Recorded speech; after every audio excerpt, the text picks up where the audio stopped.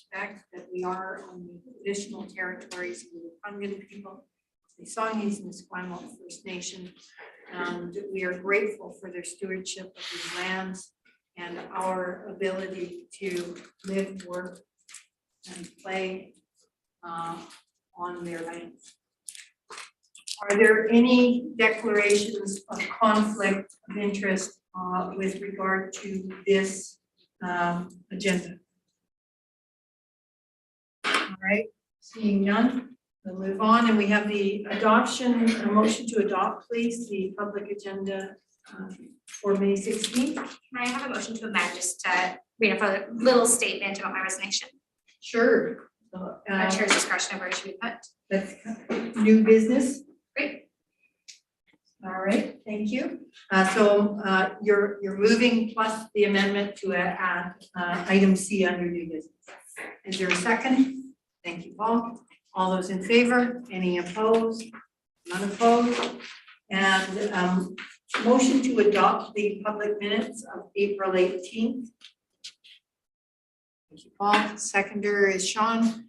Are there any errors, omissions, or changes? All right, I'm not seeing any. All those in favor? Any opposed? Unopposed.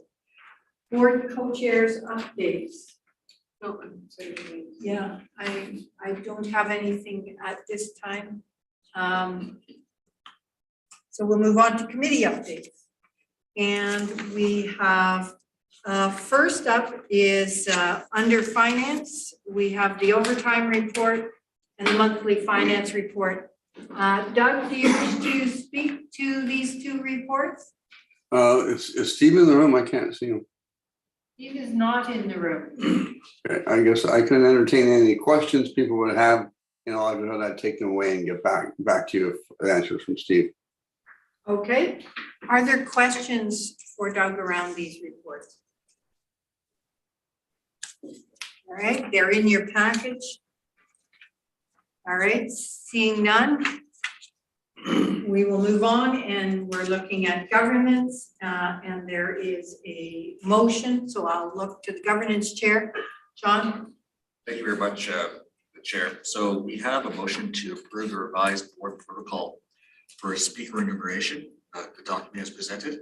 I want to thank Charlotte for putting her talent and lens on the board, finding that there were some gaps that we just didn't see, and therefore we amended the document to be more inclusive and more reflective of what would be more equitable for folks who do come to, for example, present in the public portion of a meeting, whether they're community leaders, subject matter experts. What we like to do, the board, of course, is enumerate them, honorarium, if you will, and we'd like to do it appropriately, and with as much cultural sensitivity as possible. And thanks to Charlotte for flagging this and making the amendments as shown, and the board agreed to it. I think it just makes sense. And so therefore, we have a motion. Very simply, it says there's page 19 to approve the revised board protocol for speaker enumeration as presented. So, Chair, that's the motion. If I would like to put that motion forward, I can get a seconder, please. Seconder? Paul? Okay, do you wish to speak further to it, Sean? No, I think it's very self-explanatory. And then just, yeah, if members of the public have any questions, sir, please reach out to us. We're happy to explain further if needed. Paul, do you wish to speak No, to it? I think it's a thanks to Charlotte for her insight on the document. Okay, any discussion on this? I don't even know where to go because Steve isn't here. Where is this funding coming from? Is it within our board budget? Okay, that's good to know. Thank you, Charlotte, for the work you've done on this. And I will call the question. All those in favor? Any opposed? None opposed, motion is carried. We come down to, and for new board members, every month at the board's meeting, we go through board member engagement update. And this is really an opportunity to share your connection with community groups around what, in your role as police board, you have heard, you and what you may have attended. So just an opportunity to share with the rest of the board and potentially get asked questions. Is there anyone that wishes to, I'm going to look to Charlotte just again to outline where you're headed in a week, and maybe speak to BCAPB. So now we're moving to BCAPB updates. Oh, you're next anyway. Okay, so anyone in the, with public engagement? All right, this is something we're going to be working on in terms of one, and we've said this before and we're going to continue to say it until it happens, getting public to have access to our meetings and be able to dialogue with us in a better way than what's happening right now, where they get to watch a screen and we get to talk. All right, so we'll move down then to the BCAPB Board of Directors update. Thank you. Yeah, thank you. So I'm our board representative of the BC Association of Police Boards. I am currently the president and my term will end at our AGM next Friday. So we've been planning our conference in Nelson. So our conference is going to be on Thursday and Friday, which brings together municipal police board members and municipal police chiefs from around the province for a conference where we have innovative conversations, joint dialogue sessions, and really just help build some awareness and learning opportunities for board members and that piece for connection. So we're very excited to move forward with our conference. I'm excited to end my term as president, as BCAPB does not have a executive director. So when you're president, you're also holding that role, but it should be really exciting. We've spent a lot of time putting this together and putting together some meaningful sessions. And our goal with the conference is to then strengthen the governance in municipal police boards across the province. Thank you. Are there questions for Charlotte? Do you want to speak to the resolution that we put forward as well? Would you like to speak to it? Not off the top of my head. Neither. Probably the same. We did put forward a resolution, and it was with regard to the special committee work and the work through UBCM on the special report on modernizing the Police Act. And it was around the idea of increasing regionalization. And so I look forward to getting feedback on what the discussion is, because we as a board have often been really the cheerleaders and the people trying to put this idea forward. And so to get a consensus around how that might feel to the rest of the province, where it might fit in, where it might not fit in, and ways of going forward will be of value in terms of our discussions. And I will now go down to the Chief Constable update.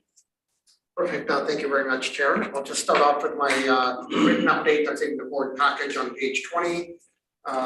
Really, the focus since the last board meeting was on HR and the great job that they've been doing over the last number of months.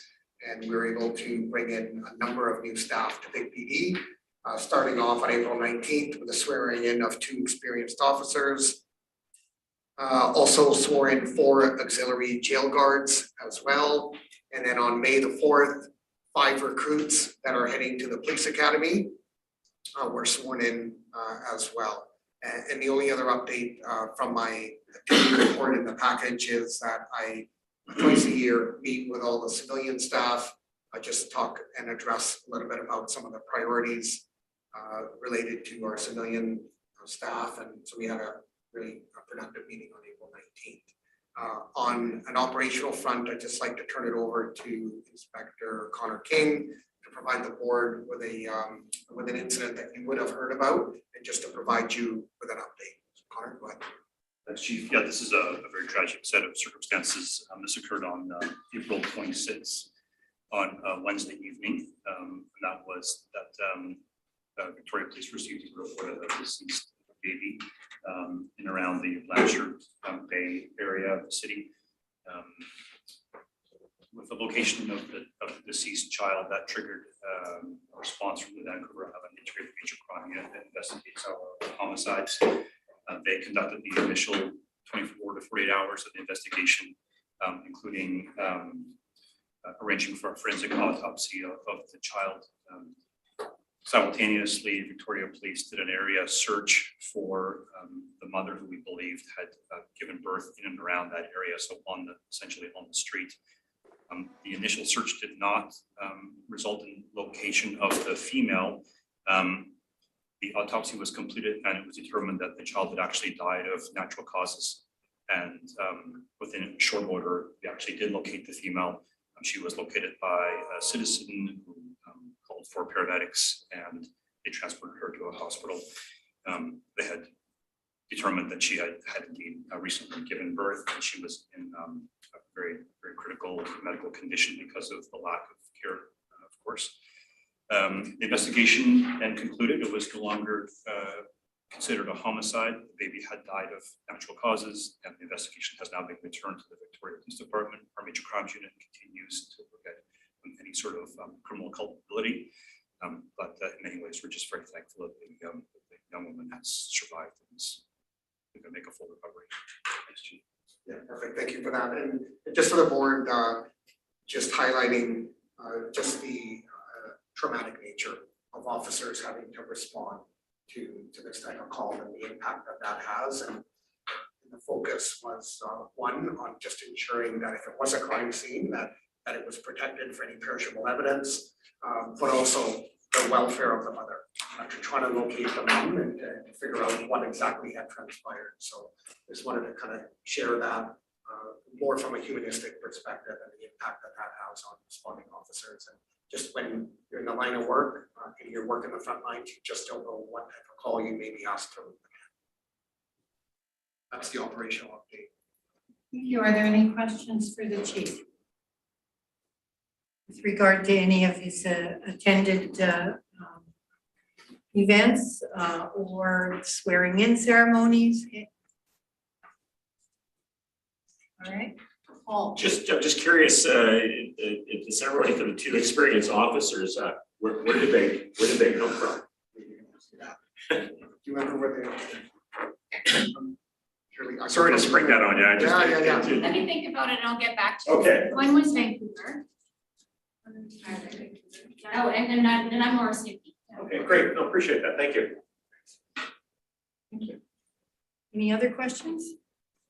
All right, seeing none. Chief, do you want to move into your equity, diversity, inclusion, and engagement? Yeah, sure. Thank you very much, Chair. And that's the bottom of page 20. Two events to report to the board. The first one was to the Alliance to End Homelessness in the Capital Region. There's a group called Face to Face with Stigma, and they do these really, really compelling presentations. And Vic PD have had Face to Face with Stigma attend with their presentation on multiple occasions. And so we had a session on the 10th of April. I went down and just provided some opening remarks and welcomed them. And the next one was Mayor Alto was there at Khalsa Day at the Temple on Cecilia. So it was attended. It was very, very well attended. Thousands and thousands of people celebrating Khalsa Day. And Vic PD, our volunteers had a booth there. We escorted the parade that went kind of around the block or in that vicinity. And then many of the officers stayed for hours after the parade had concluded, just engaging with citizens, taking pictures and just being a part of the festivities. So that was really nice. That's the update from media. Thank you. Thank you. Questions? Discussion? You're quiet today. Okay, we'll move on to new business, and we have the invoice from Mr. Kevin Elder, who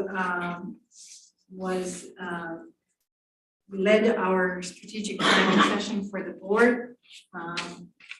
The once we've approved this, then it would be nice to just sort of get your feedback as well. This will be coming to us. Remember that we came up with some strategic priorities and we had sort of came out of it with a bit of a draft. That will come to us at the next committee session that isn't going to be committees because we're doing media training as well as reviewing our strategic priorities as we had jotted them down that day and seeing if we can polish them up so that they're ready to move forward with. So if I could get a motion for the, to approve the invoice for the services, right? Paul? I will move that the invoice for Kevin Elder of $2,520 be paid. Thank you. Is there a second for that motion? Sean, thank you. Any further discussion? All right, seeing none. All those in favor? Any opposed? Okay.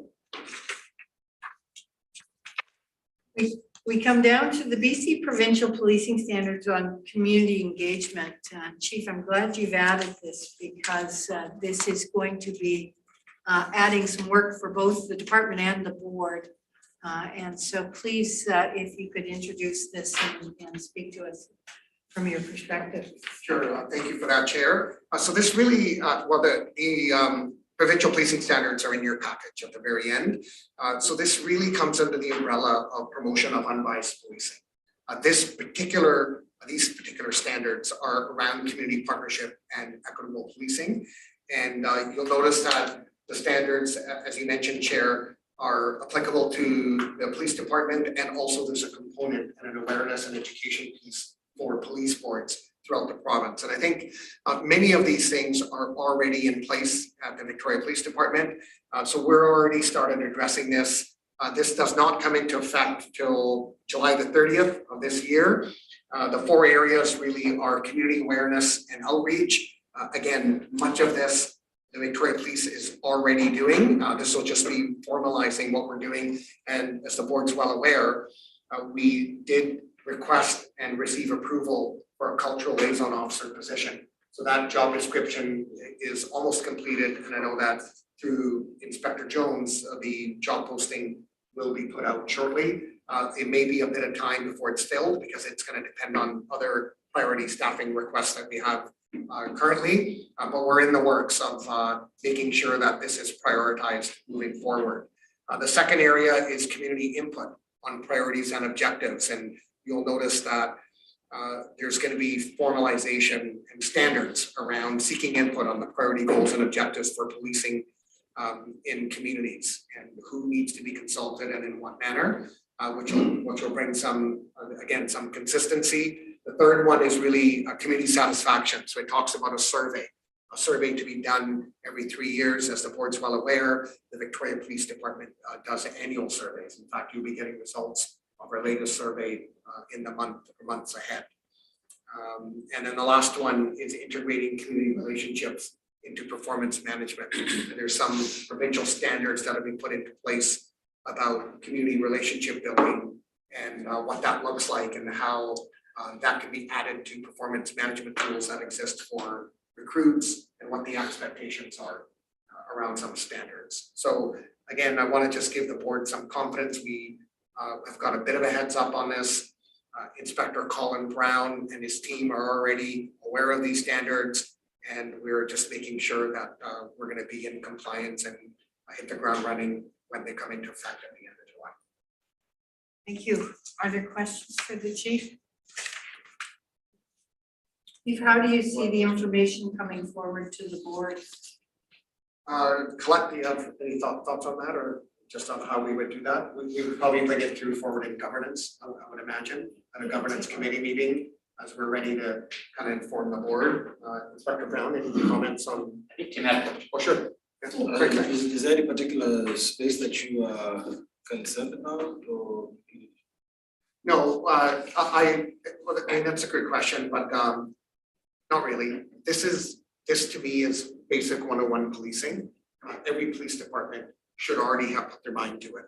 We're not only meeting some of these requirements, as I said, we're exceeding them when it comes to community engagement and outreach.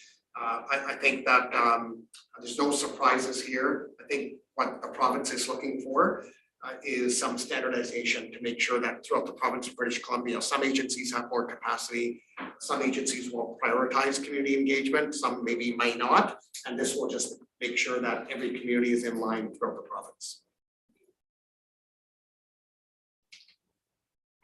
Any other questions?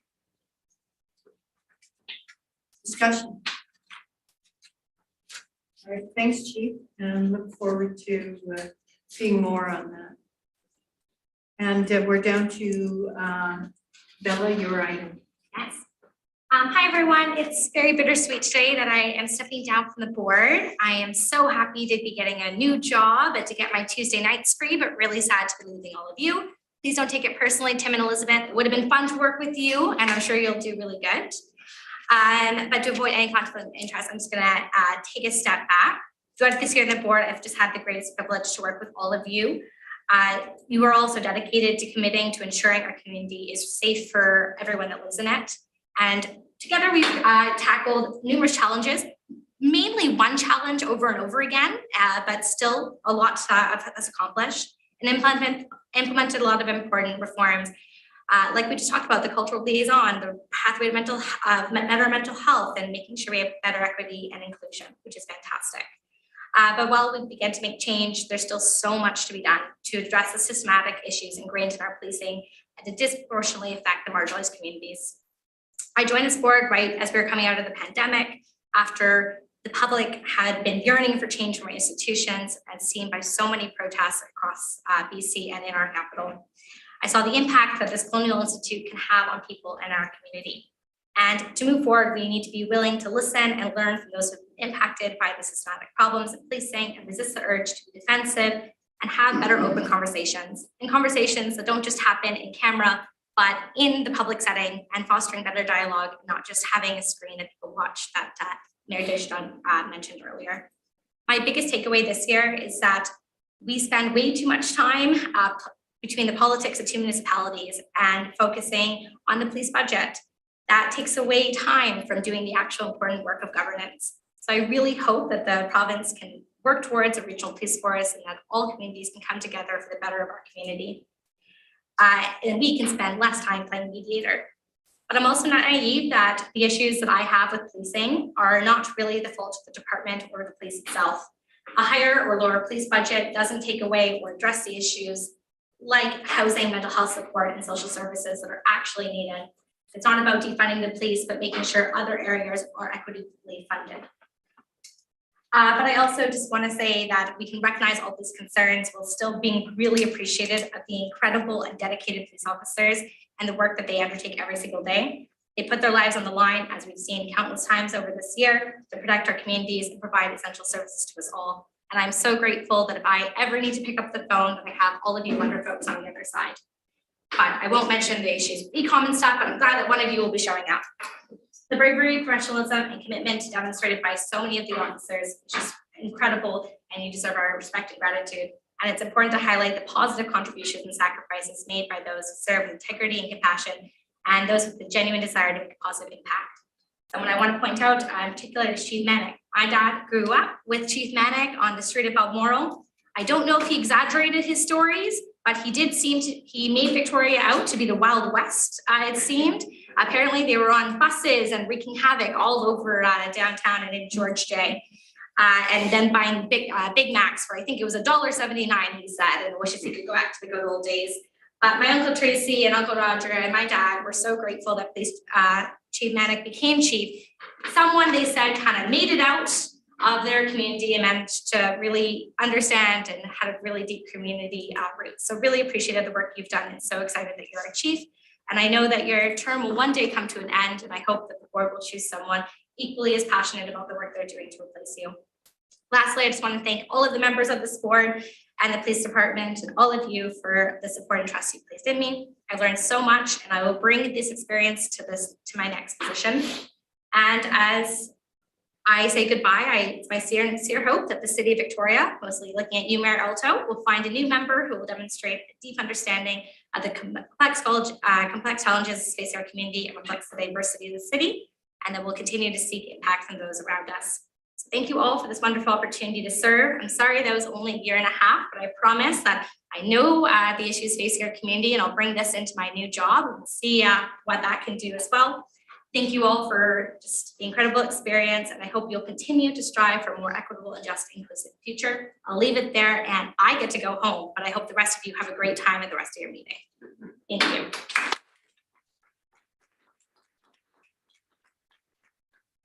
Thank you, Bella. And it was 1.5 years, but you provided a heck of a punch. Thank you. And so the board is really grateful for your perspective. And we have learned a lot and we have grown a lot. And I don't think there's anyone around the table that disagrees with you about the focus that we should have. Thank you so much. Thank you. Thank you so much, everyone. Chair, may I just make a comment? Please. Please. Bella, I just wanted to say on behalf of Big TV, thank you for your kind comments. I just want to say, I really, really appreciate your engagement. You came in here, you had an open mind. I think you had some thoughts about what the police did, but I think it was a journey. You spoke your mind. I think you were a diligent and thoughtful board member. And I want to just thank you for your support of the difficult work that the men and women do each and every day for Big PD, and we all wish you collectively all the best in the future. Thank you so much. Thank you. We've come to the end of our public agenda.